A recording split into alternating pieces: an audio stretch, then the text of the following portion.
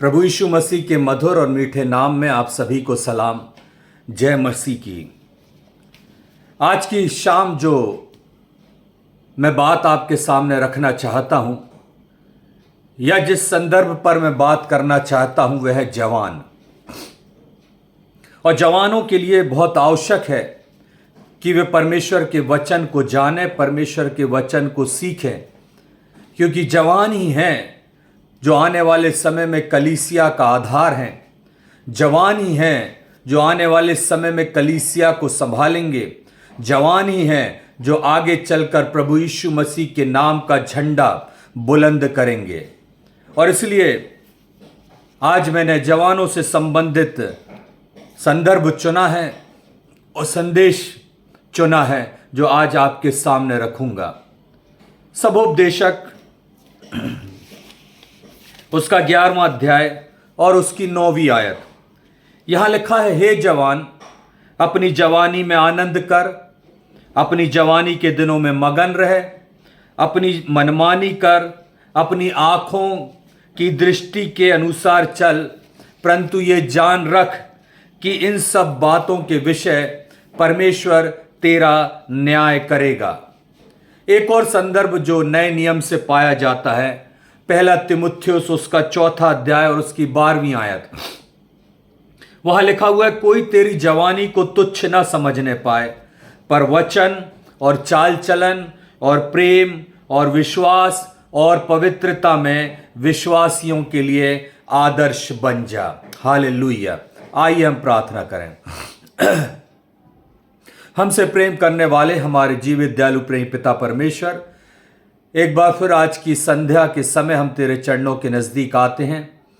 इस YouTube channel के माध्यम से जवानों के लिए परमेश्वर के वचन को लेकर आते हैं। पिता परमेश्वर, जवानों के लिए वचन आशीष का कारण होने वाला हो सके और इस वचन के माध्यम से हमारे जवान सही मार्गदर्शन की ओर आगे बढ़ने वाले हो सके। प्रभु परमेश्वर, जवानों को तू सुनने के कान दे और ग्रहण करने वाला हृदय दे, ताकि आज का वचन सभी के लिए आशीष का कारण ठहरने वाला हो सके। हर बात में धन्यवाद देते हैं, बिनती मसीह यीशु के नाम से मांगते हैं, आमीन। आमीन। कहीं पर मैं एक स्लोगन पढ़ रहा था, वहां पर लिखा हुआ था कि इंजीनियर की गलती सुधारी जा सकती है, बढ़ई की गलती सुधारी जा सकती है, कुम्हार की गलती सुधारी जा सकती है, परंतु शिक्षक की गलती नहीं सुधारी जा सकती। हालेलुया। इंजीनियर की गलती सुधारी जा सकती है, कुम्हार की गलती सुधारी जा सकती है, बढ़ई की गलती सुधारी जा सकती है, लेकिन एक शिक्षक की गलती सुधारी नहीं जा सकती। क्यों? क्योंकि शिक्षक जो है वो जीवन का निर्माण करता है। शिक्षक जो है वो मनुष्यों के अच्छे चरित्र का निर्माण करता है। ये जो तीनों लोग हैं ये वस्तुओं का निर्माण करते हैं। यदि गलत थोड़ी बहुत बन भी जाए तो उससे कोई फर्क नहीं पड़ता, लेकिन जीवन यदि थोड़ा सा भी गलत हो जाए तो जीवन में बहुत अंतर दिखाई पड़ता है। और इसलिए इनकी गलतियां ढांपी जा सकती हैं, परंतु किसी शिक्षक की और किसी उपदेशक की गलतियां सुधारी नहीं जा सकती, क्योंकि वह जीवनों को बनाता है। हालेलुया। शिक्षा का महत्व हम सभी जानते हैं, उपदेश का महत्व हम सभी जानते हैं, शिक्षक की क्या जिम्मेदारी हम सभी जानते हैं, उपदेशक की क्या जिम्मेदारी हम सभी जानते हैं। और इसलिए ये शिक्षक की जो शिक्षाएं हैं, उपदेशक के जो उपदेश हैं, वो हमारे जीवनों के लिए, जवानों के जीवनों के लिए बहुत महत्वपूर्ण हैं। सबोपदेशक का लिखने वाला सुलेमान कहता है, हे जवान, अपनी जवानी के दिनों में आनंद कर, खुश रहे, मगन रहे, आनंदित रहे, जो मनमानी मन होता है वह कर, परंतु एक बात को तू ध्यान रखना कि इन बातों के विषय तुझे परमेश्वर के सामने हिसाब देना होगा। वो इन बातों के विषय तेरा न्याय करेगा। और वहीं पर नए नियम में पौलुस तिमुथियुस को भी एक बात कहता है कि कोई तेरी जवानी को तुच्छ ना समझने पाए। कोई तेरी जवानी को तुच्छ ना समझने पाए, परंतु वचन, चाल चलन, प्रेम, विश्वास और पवित्रता में लोगों के लिए एक आदर्श बन जा। हालेलुया। सुलेमान भी बहुत बुद्धिमान व्यक्ति था, उसके बराबर कोई बुद्धिमान नहीं था। पौलुस भी बहुत बुद्धिमान था, उसके बराबर भी कोई बुद्धिमान नहीं था। और ये दोनों एक ही बात जवानों से कह रहे हैं कि हे जवान, अपनी जवानी में अपने सृजनहार को स्मरण रख।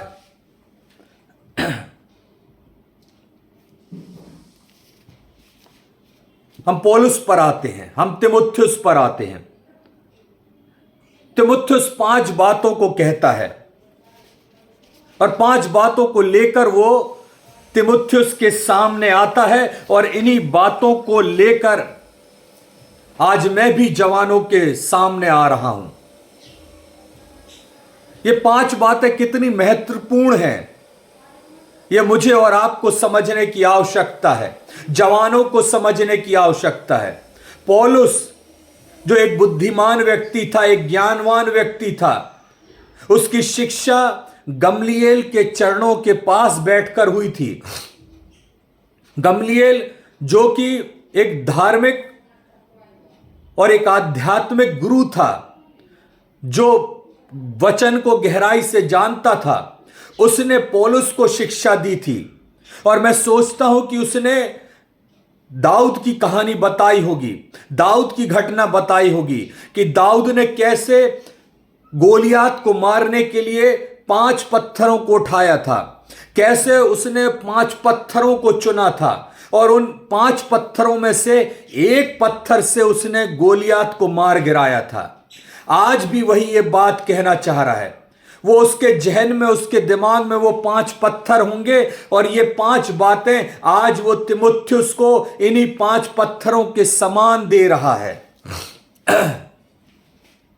5 पत्थर कौन से हैं? वो कहता है वचन में, चाल चलन में, विश्वास में, प्रेम में और पवित्रता में लोगों के लिए आदर्श बन जा। 5 पत्थर लेकर वो तीमुथियुस के पास आया है, 5 वचन लेकर वो तीमुथियुस के पास आया है। वो जानता है तीमुथियुस एक जवान व्यक्ति है, वो जानता है तीमुथियुस में जोश है, वह जानता है कि तीमुथियुस अच्छा कार्य कर रहा है, लेकिन इसके साथ साथ वो ये भी जानता है कि यदि जवानी सही ढंग से हैंडल नहीं हुई, यदि जवानी को सही मार्गदर्शन नहीं दिया गया, यदि जवानी गलत मार्ग पर चली गई, यदि जवानी गलत ट्रैक पर चली गई, तो ये जवानी बर्बाद हो जाएगी, ये निस्तेनाबूत हो जाएगी, ये खराब हो जाएगी। जबकि तीमुथियुस एक सेवक है, परमेश्वर के वचन की सेवा कर रहा है, तो उसे अपने आप को और भी अनुशासित करने की आवश्यकता है। तो ये जो बात पौलुस तीमुथियुस से कह रहा है, ना केवल तीमुथियुस से कह रहा है, परंतु ये बात आज हर एक जवानों से कह रहा है, मुझसे कह रहा है, आप जैसे जवानों से कह रहा है कि इन 5 बातों को लेकर अपने जीवन में चलें। और यदि ये 5 बातें आपके जीवन में होंगी, आप परमेश्वर की सेवकाई से कभी नहीं भटकने पाएंगे, आप परमेश्वर के प्रेम से कभी नहीं भटकने पाएंगे, आप परमेश्वर की संगति से कभी दूर नहीं होने पाएंगे। और इन्हीं 5 बातों पर हम ध्यान करेंगे। पहली बात जो पौलुस तीमुथियुस को कहता है, जिस बात में वो आदर्श बनने के लिए कहता है, पहली बात वो कहता है कि हे तीमुथियुस, तुझे आदर्श बनना है वचन में। पौलुस आज कह रहा है, हे जवान, तुझे आदर्श बनना है आज वचन में। वचन में भजन संहिता 119 105 में दाऊद लिखता है कि तेरा वचन मेरे पांव के लिए दीपक और मार्ग के लिए उजियाला है। परमेश्वर का वचन, तेरा वचन मेरे पांव के लिए दीपक और मार्ग के लिए उजियाला है। जिस संसार में मैं और आप हैं, जिस संसार में मैं और आप जीवन व्यतीत कर रहे हैं, जिस संसार में हम मसीही जीवन व्यतीत कर रहे हैं, मेरे जवानों, वो आपको अंधकार की ओर भी ले जा सकता है, वो आपको शैतान की ओर भी ले जा सकता है, वो आपके जीवन को बर्बाद भी कर सकता है। वो वो कोताहल अवश्य है, वो जगमगाहट अवश्य है, वो उजियाला, वो प्रकाश बहुत भयंकर है, जिसके चकाचौंध में आज जवान अपनी जवानी को बर्बाद कर रहे हैं। परंतु मेरे प्रियो, मेरे जवानों, मेरे बच्चों, मैं आपको ये बता देना चाहता हूं कि ये जो उजियाला है ये अंधकार है। इस उजियाले में अंधकार है, इस उजियाले में मृत्यु है, इस उजियाले में जीवन की बर्बादी है। और इसलिए आपको इस बात को जानना होगा कि कहां असली प्रकाश है, कहां उजियाला है, कहां परमेश्वर है, कहां अच्छी संगति है। दाऊद कह रहा है तेरा वचन, परमेश्वर का वचन, ये बाइबल जो प्रकाश है, ये बाइबल जो उजियाला है, मुझे और आपको जवानों को इस वचन के प्रकाश में आगे बढ़ना है। यदि आप इस वचन के प्रकाश में बढ़ेंगे, आप कभी भी ठोकर नहीं खाएंगे, आप कभी भी नहीं गिरेंगे, शैतान आपको कभी भी भटका नहीं पाएगा।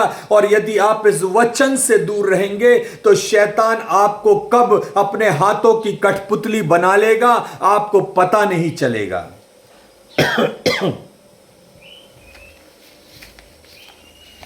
इसलिए पौलुस ने तीमुथियुस को कहा कि आदर्श बन जा वचन में। आज परमेश्वर का वचन आप जवानों से कह रहा है, आदर्श बन जाओ वचन में। याकूब उसका पहला अध्याय और 22 से 24वीं आयत में लिखा हुआ है कि वचन पर चलने वाले बनो, केवल सुनने वाले नहीं। वचन पर चलने वाले बनो, केवल सुनने वाले नहीं, जो अपने आप को धोखा देते हैं। क्योंकि जो कोई वचन को सुनने वाला हो और उस पर चलने वाला ना हो, तो वह उस मनुष्य के समान है जो अपना स्वाभाविक मुंह दर्पण में देखता है और देखने के बाद वह भूल जाता है कि वह कैसा दिखाई दे रहा था। ऐसा ही वचन के साथ होता है। जब वचन को हम सुनते हैं, जब हम आराधनालयों में बैठते हैं, जब पासवान वचन को देता है तो हमें सुनाई जब देता है तो अच्छा लगता है, परंतु हम एक कान से सुनकर दूसरे से निकाल देते हैं। इसलिए भूल जाते हैं कि हमें अपने जीवन में कैसी चाल चलनी है, हमें कैसे वचन के अनुसार चलना है, और हम भूल जाते हैं। और इसलिए फिर हमें दर्पण की आवश्यकता होती है, फिर आईने की आवश्यकता होती है कि अपने आप को फिर से देखें। याकूब कह रहा है केवल सुनने वाले ना हो, परंतु उस पर चलने वाले भी बनो। और जब चलने वाले बनोगे तो तुम्हें दर्पण में पुनः देखने की आवश्यकता नहीं पड़ेगी कि तुम कैसे हो। तुम्हें फिर जानने की आवश्यकता नहीं पड़ेगी कि तुम गलत मार्ग पर हो। तुम्हें फिर शैतान बहकाने नहीं पाएगा, क्योंकि वचन का प्रकाश आपकी अगुवाई करेगा, आपका मार्गदर्शन करेगा, आपको सही मार्ग पर ले जाएगा। हालेलुया। और इसलिए दाऊद कहता है कि मैंने तेरे वचन को अपने हृदय में रख छोड़ा है, ताकि तेरे विरुद्ध पाप ना करूं। और आज यही बात मैं अपने जवानों से कहना चाहता हूं, मसीही जवानों से कहना चाहता हूं कि परमेश्वर के वचन को अपने हृदय में रख छोड़ें, ताकि आप किसी भी रीति से परमेश्वर के विरुद्ध पाप ना करें, वचन के विरुद्ध पाप ना करें, और आपका जीवन परमेश्वर के लिए आशीष का कारण हो। तो पहली बात, वचन में आदर्श बन जा। दूसरी बात जो पौलुस तीमुथियुस को कहता है, चाल चलन में पवित्र बन जा, आदर्श बन जा, चरित्र में आदर्श बन जा, चाल चलन में आदर्श बन जा। भजन संहिता 119:1 में लिखा हुआ है, क्या ही धन्य है वे जो चाल के खरे हैं और यहोवा की व्यवस्था पर चलते हैं। क्या ही धन्य है वे जो चाल के खरे हैं। परमेश्वर का वचन कह रहा है, जो वचन के अनुसार चलते हैं, जो वचन के मार्गदर्शन के अनुसार चलते हैं, क्या ही धन्य है वे लोग, क्या ही धन्य है वे लोग। उन्हें धन्य कहा गया है जो यहोवा की व्यवस्था के अनुसार चलते हैं, जो यहोवा की व्यवस्था के अनुसार जीवन को चलाते हैं, वो धन्य हैं। हालेलुया। आज मनुष्य का व्यक्तित्व उसके चाल चलन पर बहुत निर्भर करता है। मनुष्य का व्यक्तित्व उसके चाल चलन के अनुसार निर्धारित किया जाता है। यदि मनुष्य का चाल चलन खराब है तो उसे खराब कहा जाता है, यदि अच्छा है तो उसकी प्रशंसा की जाती है, क्योंकि चाल चलन मनुष्य को परिचित उसके जीवन से कराता है। हालेलुया। और इसलिए परमेश्वर का वचन कहता है कि बुरी संगति अच्छे चरित्र को बिगाड़ देती है। बुरी संगति अच्छे चरित्र को बिगाड़ देती है। यदि आपका चाल चलन बुरा है, इसका मतलब आपकी संगति बुरी है। यदि आपका चरित्र बेकार है, इसका मतलब आपकी जो दोस्ती है वो गलत लोगों के साथ है। और यह इस बात को प्रकट करता है कि आप गलत संगति में जीवन जी रहे हैं, क्योंकि आपका चाल चलन आपके जीवन को दिखला रहा है, प्रदर्शित कर रहा है।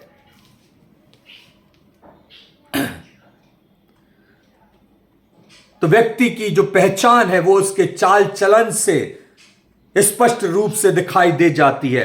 दाऊद अपने भजन में लिखता है, जवान अपनी चाल को कैसे शुद्ध रखे।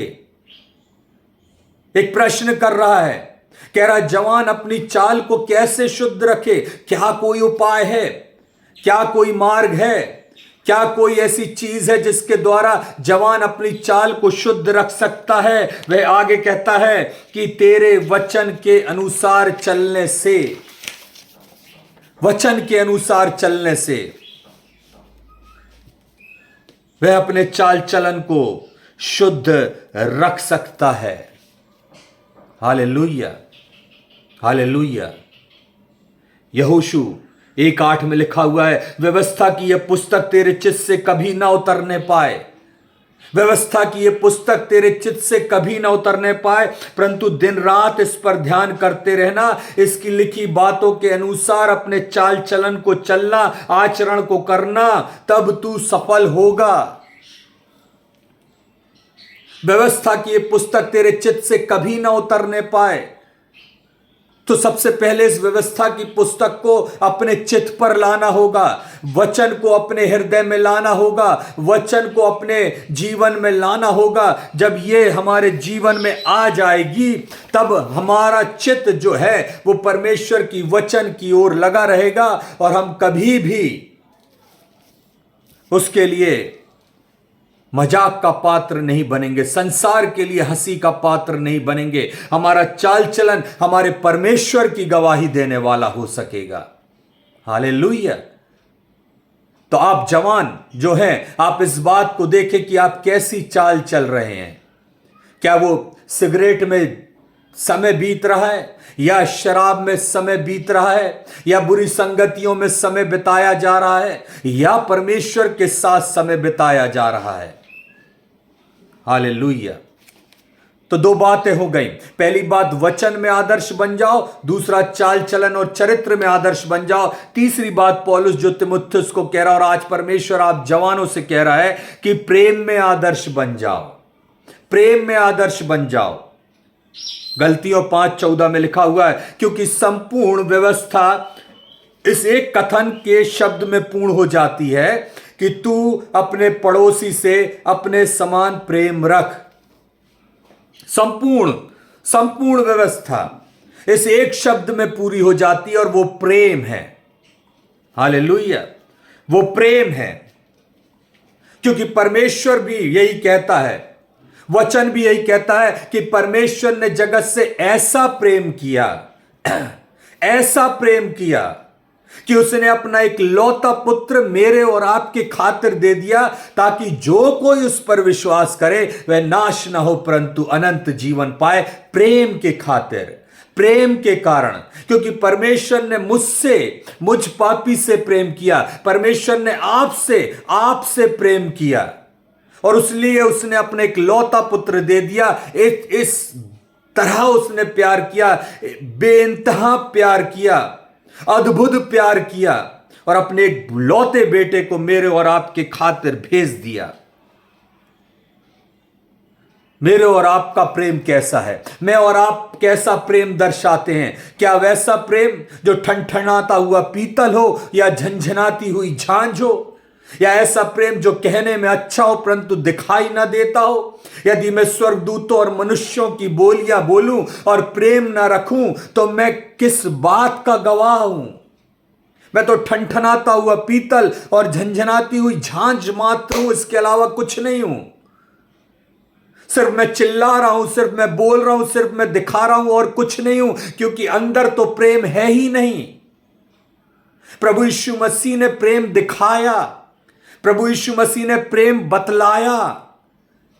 वो जिन लोगों को अछूत माना जाता था उनके पास प्रभु यीशु मसीह गए, जिन कोड़ियों को छुआ नहीं जाता था उनको प्रभु यीशु मसीह ने छुआ, जिनको तिरस्कार हुआ था उनको गले से लगाया, जो पापी थे, पापी के पापी थे, उन्हें उन्हें उन्हें उद्धार दिला दिया। किस कारण? प्रेम के कारण, प्रेम के कारण। और वही प्रेम आज परमेश्वर मुझसे और आपसे चाहता है। जवानों, आपसे चाहता है कि आपका सबसे पहला प्रेम परमेश्वर हो, आपका सबसे पहला प्रेम परमेश्वर हो, परमेश्वर का वचन हो, यीशु मसीह हो, पवित्र आत्मा हो। ये चीजें आपके प्रेम में बनी रहें, ये चीजें आपके प्रेम में बनी रहें, और इसी से आप जाने और पहचाने जाएंगे कि आप परमेश्वर के लोग हैं। ये जवान परमेश्वर का बेटा है, ये जवान परमेश्वर की बेटी है, ये परिवार परमेश्वर का है। प्रेम से जाने जाएंगे। हालेलुया। पहला कुरिन्थियों 13:13 में लिखा हुआ है, प्रेम की पूर्ण परिभाषा लिखी हुई है। अब विश्वास, आशा और प्रेम ये तीनों स्थायी हैं। अब विश्वास, आशा और प्रेम ये तीनों स्थायी हैं, परंतु इनमें सबसे बड़ा प्रेम है, सबसे बड़ा प्रेम है। और ये प्रेम पौलुस चाहता है कि तीमुथियुस के जीवन में दिखाई दे। ये प्रेम परमेश्वर चाहता है मेरे जीवन में दिखाई दे। ये प्रेम परमेश्वर चाहता है हर एक जवानों के जीवन में दिखाई दे। तो 3 बातें हो गई, वचन में आदर्श बनना, चाल चलन चरित्र में आदर्श बनना, और तीसरी बात प्रेम में आदर्श बनना। चौथी बात विश्वास में आदर्श बनना, विश्वास में आदर्श बनना। Hallelujah, hallelujah. इब्रानियों 11:16 में लिखा है, परमेश्वर को बिना विश्वास के प्रसन्न करना अनहोना है। परमेश्वर को बिना विश्वास किए हुए प्रसन्न करना अनहोना है, असंभव है।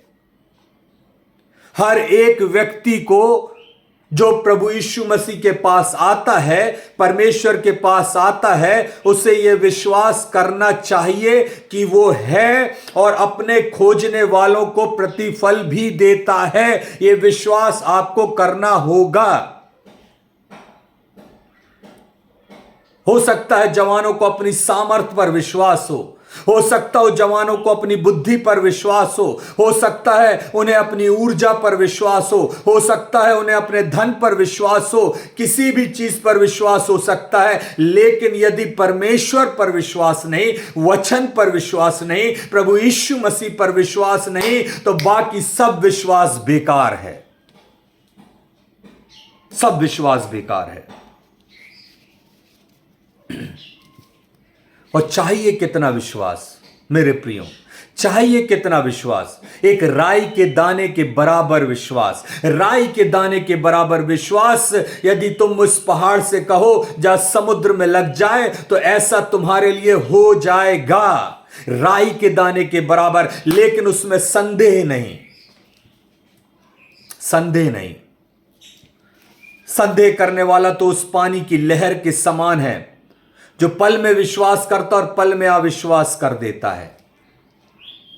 हे प्रभु, यदि तू पानी पर चल रहा है तो मुझे भी आज्ञा दे, मैं भी चलना चाहता हूं। यीशु मसीह कहते हैं चला, विश्वास से अपने पांव को नाव से बाहर निकालता है और पानी पर चलने लगता है, परंतु कुछ ही देर बाद संदेह करता है और डूबने लगता है। यही बात आज पौलुस तीमुथियुस से कह रहा है, विश्वास में मजबूत बने रहना, विश्वास में पक्के बने रहना, दूसरों को भी विश्वास में मजबूत करना। और यही बात आज परमेश्वर हमारे जवानों से, मसीही जवानों से कह रहा है कि विश्वास में दृढ़ बने रहना, मजबूत बने रहना। स्थिर बने रहना। Hallelujah, hallelujah. क्या आपका विश्वास उस राई के दाने के बराबर है कि वो मजबूत बना रहे? हालेलुया। तो चार बातें हो गई, चार बातें हो गई, वचन में, चाल चलन में, प्रेम में, विश्वास में आदर्श बन जा। और पांचवी और आखिरी बात जो जो पौलुस तीमुथियुस से कह रहा है, पवित्रता में आदर्श बन जा, पवित्रता में आदर्श बन जा। और पवित्रता बहुत ही प्रमुख है मेरे प्रियो, और विशेषकर जवानों के लिए पवित्रता बहुत प्रमुख है। एक छोटी सी अशुद्धता भी आपको परमेश्वर की संगति से दूर कर सकती है। क्यों? क्योंकि लय व्यवस्था 11:45 में लिखा हुआ है, तुम पवित्र बनो क्योंकि मैं पवित्र हूं। तुम पवित्र बनो क्योंकि मैं पवित्र हूं। परमेश्वर कह रहा है तुम पवित्र बनो क्योंकि मैं पवित्र हूं। और पवित्रता बहुत आवश्यक है। बिना पवित्रता के हम परमेश्वर को नहीं देख सकते। अशुद्धता के साथ हम परमेश्वर के नजदीक नहीं पहुंच सकते। परमेश्वर ने तो आशीष दी है, परमेश्वर ने तो अनुग्रह दिया है, परंतु यदि हमने अपनी पवित्रता खो दी तो हम परमेश्वर की संगति से दूर हो जाएंगे। एक जवान था जिसे परमेश्वर ने उसकी मां के गर्भ से चुन रखा था, उसको नाजीर करके ठहरा दिया था, और उसका नाम शिमशोन था।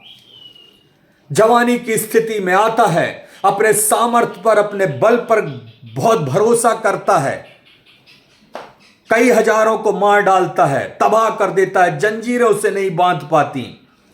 वो जवानी थी, वो जोश था, वो उत्साह था, परंतु एक बुरी संगति ने उसके सारे जोश, उत्साह और ताकत को छीन लिया। वो था व्यभिचार, वो था व्यभिचार, वो था अशुद्धता। और उस व्यभिचार और अशुद्धता ने परमेश्वर की सामर्थ को उससे छीन लिया मेरे प्रियो, और वह नाजीर नहीं रहा। परमेश्वर की सामर्थ उस पर से चली गई। हालेलुया।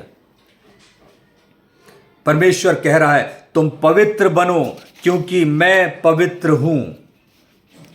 यदि मेरे साथ रहना है, यदि मेरी सामर्थ पाना है, यदि मेरी आशीषों को पाना है, तो तुम्हें पवित्र रहना होगा, तुम्हें पवित्रता का जीवन जीना होगा। तुम्हारे शब्दों से अपशब्द ना निकले, तुम्हारे विचारों में अशुद्धता ना हो, तुम्हारे कार्यों में कोई गलत बात ना हो, तुम्हारा चाल चलन, व्यवहार, बोलचाल सब कुछ पवित्र हो। आदर्श बनो पवित्रता में, आदर्श बनो, क्योंकि तुम जवान हो और तुम्हें अपने जीवन को अनुशासित करना होगा। हालेलुया। किसी ने कहा, बहुत अच्छी बात करी, ध्यान दीजिएगा। किसी ने कहा, नजर रखो अपने विचार पर क्योंकि वो शब्द बनते हैं।